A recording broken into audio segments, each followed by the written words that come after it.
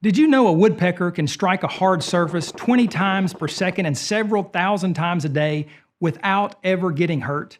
And these aren't mere taps. They're not lackadaisical knocks on wood. These strikes, which repeatedly come to an abrupt halt, are equivalent to 1,000 times the force of gravity, or more than 250 times the force to which an astronaut is subjected in a rocket during liftoff.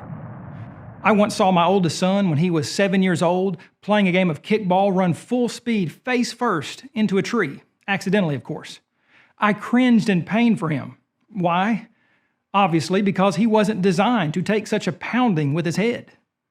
But what about woodpeckers? Why don't we cringe when they beat their beaks against trees repeatedly with a mighty force? Because they were specially designed to take such a beating. So powerful are the woodpecker's strikes that some researchers believe that they close their eyes in between each peck to keep their eyeballs from literally popping out of their sockets as they strike the tree with such tremendous force. How can woodpeckers do this? How can they survive such headbanging? How do their craniums not crack and their brains not burst? First, woodpeckers have extremely strong and extra thick skulls, which can take a pounding without cracking. Second, the beaks of woodpeckers are so strong they can remain perfectly straight and functional for more than 10 years and through more than 10 million pecks against trees. They don't have to be replaced or sharpened. Third, and perhaps most important, woodpeckers have special cartilage, shock absorbers, that are better than anything man has ever made. Better than the best car bumper and better than any shock-absorbing football helmet. In the perfect place, right in between the bird's beak and skull, God created the perfect sponge-like tissue to absorb the perpetual pounding that this bird puts itself through on a daily basis. If evolution is true, why did woodpeckers ever start banging their beaks on trees for food when they could simply gather food on the ground like most other birds? And who taught them to communicate with each other by banging their bills against trees? Imagine the conversation the first woodpecker must have had with itself. I know other birds communicate by making sounds or by moving their feathers in certain ways, but I think I want to communicate with my family by forcefully and repeatedly striking my head against very hard surfaces. How did the first woodpecker not kill itself the first time it began beating its beak against a tree? And how did it ever get the special shock-absorbing cartilage between its beak and skull? And when did it get it? If this amazing tissue took thousands or millions of years to evolve, what did woodpeckers do in the meantime? And why are other birds not evolving these same abilities like the woodpecker supposedly did? Because woodpeckers didn't evolve. This amazing bird did not have to knock itself silly for millions of years in hopes of one day getting everything it needed to do what it does. Complex functional design demands a designer.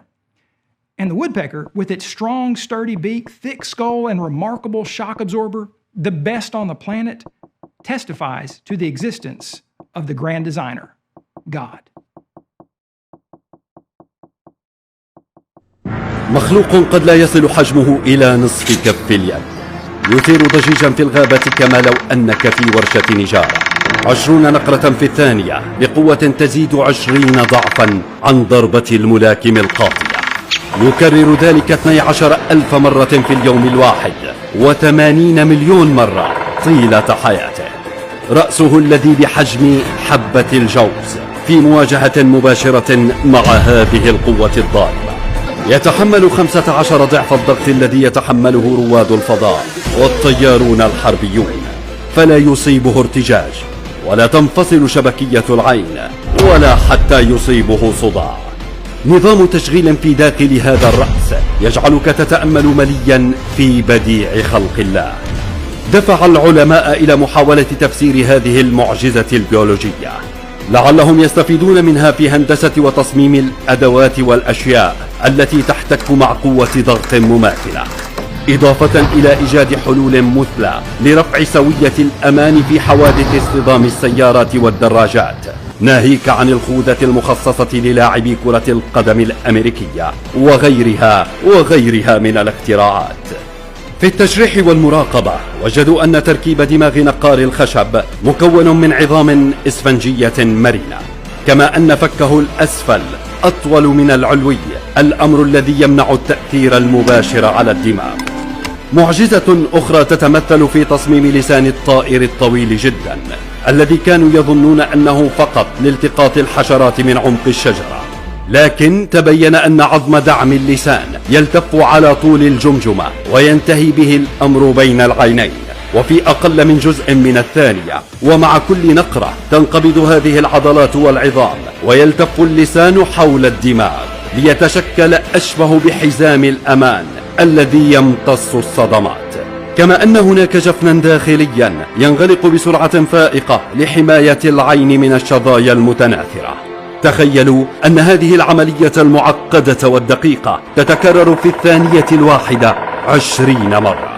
لكن الأهم الذي اكتشف حديثا هو آلية تدفق الدم من الدماغ إلى القلب، وقدرة الطائر على تقليل نسبة هذا التدفق بالضغط على الوريد، ما يؤدي إلى تضخم الدماغ خلال عملية النقر ورفع كفاءته وحمايته والتقليل من الاهتزاز. وجد العلماء أن هذه التقنية يمكن استخدامها في تصميم بذلات رواد الفضاء والطيارين الحربيين ولاعبي كرة القدم الأمريكية، فهي ترفع من كفاءة الدماغ دون أن تترك أثرا جانبيا على الصحة. في كل تفصيل من حولنا هندسة علمية فائقة تتجسد في طائر أو حيوان أو نبات. العلم هو المفصل، والتأمل في هذا الخلق يحمل الكثير من الأمل.